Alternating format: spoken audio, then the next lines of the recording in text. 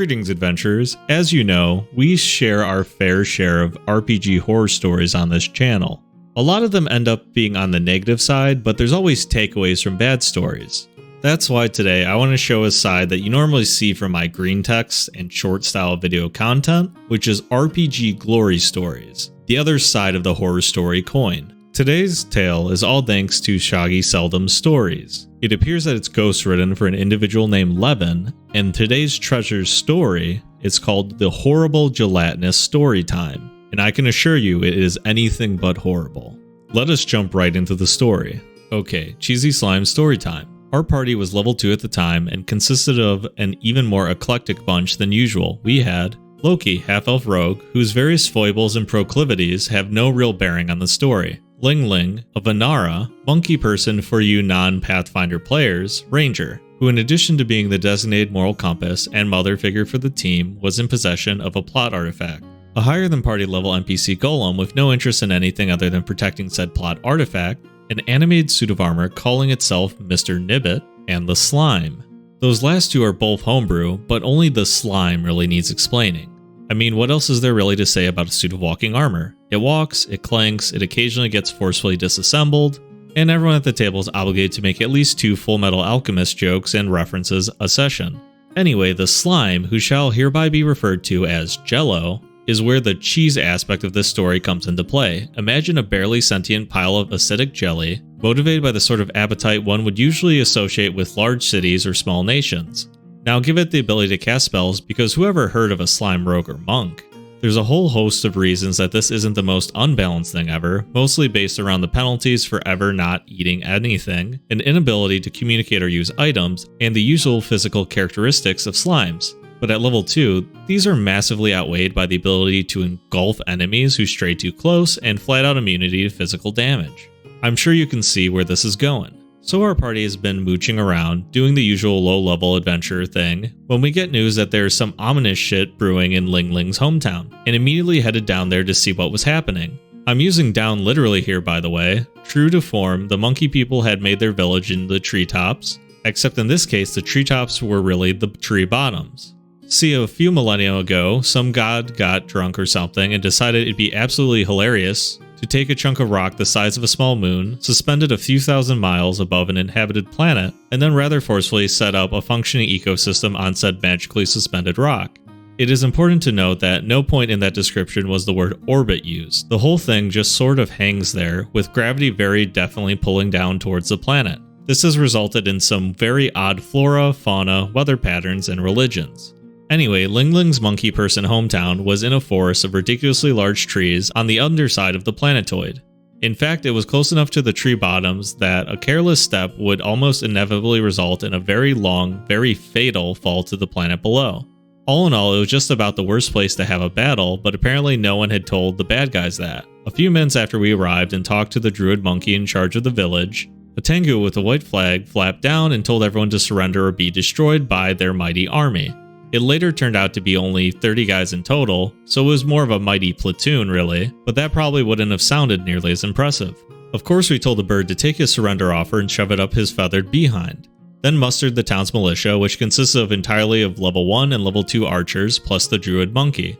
Shortly after mustering, a group of 10 Tengu, 8 warriors and 2 bards, all of which were level 4, dropped down out of the trees above us, using their racial glide ability to slow and control their descent. This was made considerably more difficult for them by a barrage of arrows from all our archers, plus a few shots from Ling and our rogue. 2 Tengu wind up failing their fly checks badly enough to fall off the world, while a lucky third merely crashed into a tree and wound up clinging to it for dear life. Like I said, terrible place to have a battle. So the surviving Tengu landed near the group of archers, Ling was leading, and the fight started in earnest. It quickly became apparent that our monkey person allies were going to be of limited assistance because all of the birds are fighting open-handed and had deflect arrows feats, and the monkey people weren't really good with anything but their bows. Between these facts and the 2 to 3 level advantage that Tengu had, Ling and her group got torn up pretty badly, while we raced over to support her. Fortunately, when the rest of us finally got close to her platform to participate in the battle, the 2 Tengu bards cast grease. Jello and Mr. Nibbit, being the middle of a narrow walkway, both nearly fell to their deaths. while our rogue prudently hung back and occupied himself by firing ineffective crossbow bolts at the missile-deflecting Tengu. Ling Ling and most of her archers were knocked off their feet by the grease spell as well, and in a desperate attempt to get back up and resume the fight, our ranger nearly flailed her way off the edge of the platform. At that point, our artifact-protecting NPC golem scared the hell out of the surviving Tengu, who assumed he was just an oddly placed statue by stomping over to Ling Ling and plucking her off the ground before she, and more importantly the plot artifact in her pack, fell off the world. Please take a second to picture a thoroughly greased monkey person being suspended about 3 meters off the ground by a massive stone golem while a group of birdmen squawk in outrage and jump up and down in a futile attempt to claw at her.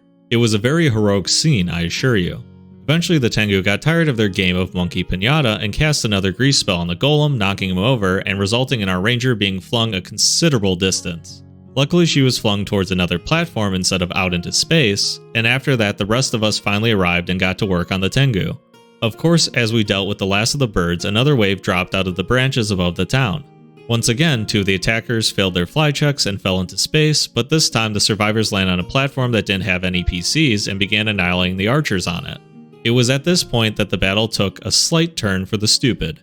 The monkeys, not being suicidal, ran for it, and being monkeys and all, they mostly fled upwards, climbing higher up the branches of the upside down trees. The Tengu, whose racial bonuses were more about going down than up, attempted to follow the fleeing archers and failed miserably. The archers, realizing the Tengus couldn't actually catch them, made themselves comfortable, then began pelting the birdmen with arrows as they repeatedly failed climb checks. As tempting as it would be just to sit there and watch the Tengu suck at climbing and die by inches, it wasn't a good long-term bet. So we finished up our business with the first group. This involved one of them getting shoved across the grease platform and into the not quite bottomless void, and another being sucked into jello, and ran over to help. Not that the monkeys really needed our help, possibly due to some sort of dark pact with the RNG gods. The archers were rolling a ridiculous number of 3x crits, while the Tengu were simultaneously sucking at just about everything they did.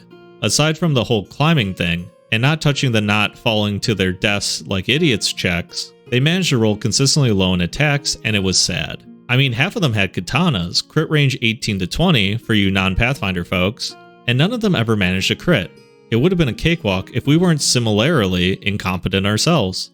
Seriously, we rolled in like the cavalry, and our biggest melee hitter, Mr. Nimbit, who in addition to being a walking suit of armor was equipped with an axe twice as strong as anything the rest of us had, proceeded to chain 6 misses, then got slashed to literal pieces. He was eventually put back together, but it was still sad as all hell. Not that the rest of us did much better. Our heroic rogue kept plunking away with his crossbow from max range. Jello was unfamiliar with the entire concept of running and was still oozing along behind the rest of the party, and Ling Ling, realizing that she'd never be as good as the high-rolling NPC archers, decided to try and convince the golem to go in and kick some Tengu ass for her.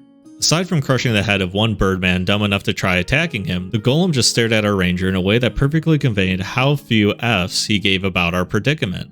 Well, maybe I'm overstating our incompetence. I mean, we were 2 levels under the Tengu, and it was becoming obvious that this wasn't the sort of encounter we're supposed to be able to win, but the NPCs were putting us to shame. So largely thanks to the steady attrition provided by the archers and the Tengu's inability to climb, at least 2 crit failed and fell into the void. The battle began to tilt in our favor, then the final wave of Tengu arrived and ruined it. This was obviously the FU part of the fight. In addition to 10 regular guys, there was a boss Tengu, and our allies' arrows just bounced off him. We later found out he was level 10. I mean, seriously, we were 2. Bullshit, man. Utter bullshit. Anyway, his minions began dropping onto the branches our archers had fled to, boxing them in and hacking through them in a short order. We immediately decided that sitting around in the open was stupid, and falling back to the central platform, where we had more allied archers and the druid monkey, was the better part of valor.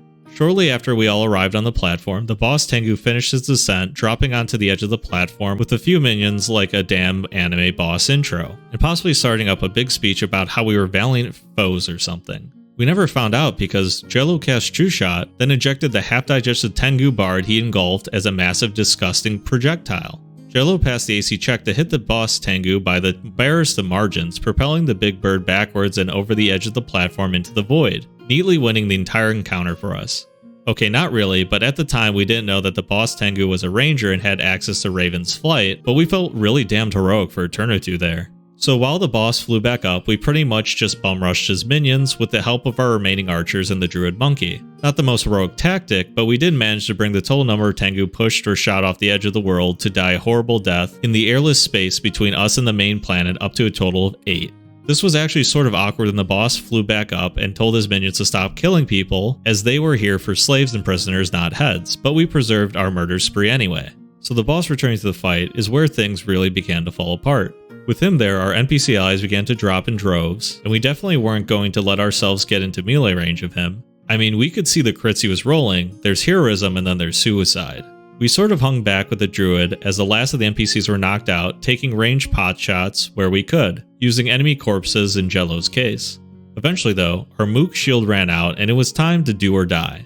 We all ran in to either die gloriously or get imprisoned and move on to the inevitable escape arc, while the druid helpfully froze 3 of the Tengus along with himself in place. Anyways, to return to the original subject of cheese, this is where we realized that all the Tengu casters had fallen in one sense or the other, the boss was probably out of ranger spells, and none of them have come equipped with a magic weapon.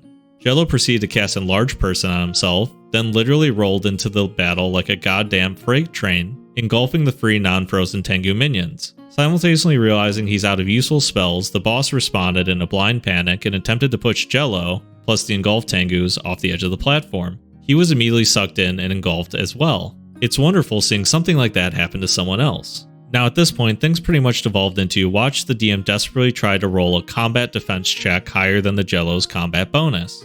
It was actually sort of pathetic. The boss Tengu had 8 levels on the slime, but the checks were based mostly on size and strength, and Jello had been fairly large and tanky even before the Enlarged Person spell.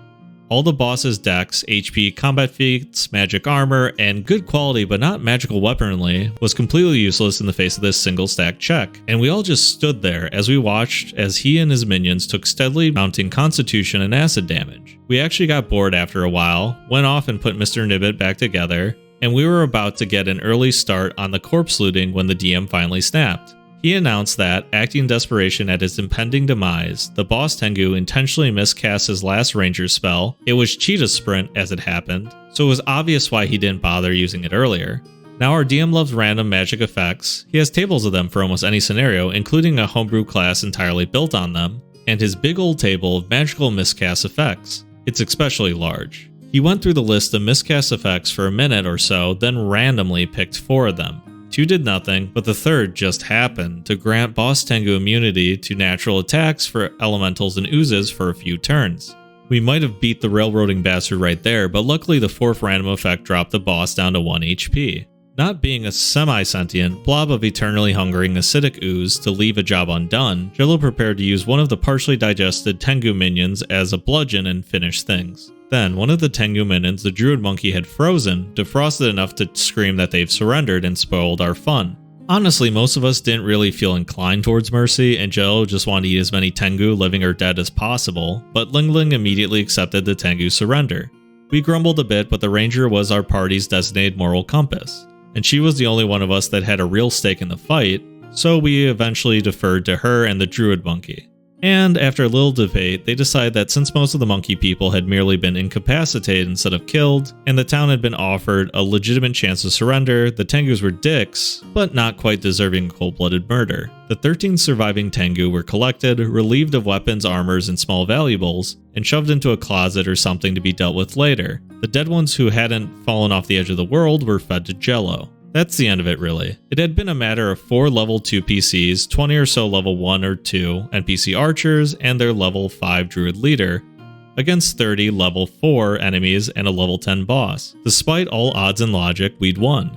Sure, it was cheese, luck, and the enemy incompetence that saved the day more than any real skill on our part, but a victory's a victory. The plot-ordained doom of Ling Ling's hometown had been averted, earning us a bunch of worshipful allies and a new base of operations if we ever needed it. We had humiliated a boss 5 times our level and by extension our DM, and our party's wealth jumped from 2k to 20k once we were done looting everything. It was a good day. It was a good day indeed, and a good story to boot. Thank you for anyone still listening this far into the video. I hope you really enjoyed this cheesy slime story time. I think it's important to have stories like this peppered into our more long-form content because it can be a downer, covering nothing but RPG horror stories where DMs and players are put through very trying games of Dungeons & Dragons. The reason we get into D&D and other TTRPGs is to have fun, not to recall the times we barely made it out with our own sanity, let alone had a good game.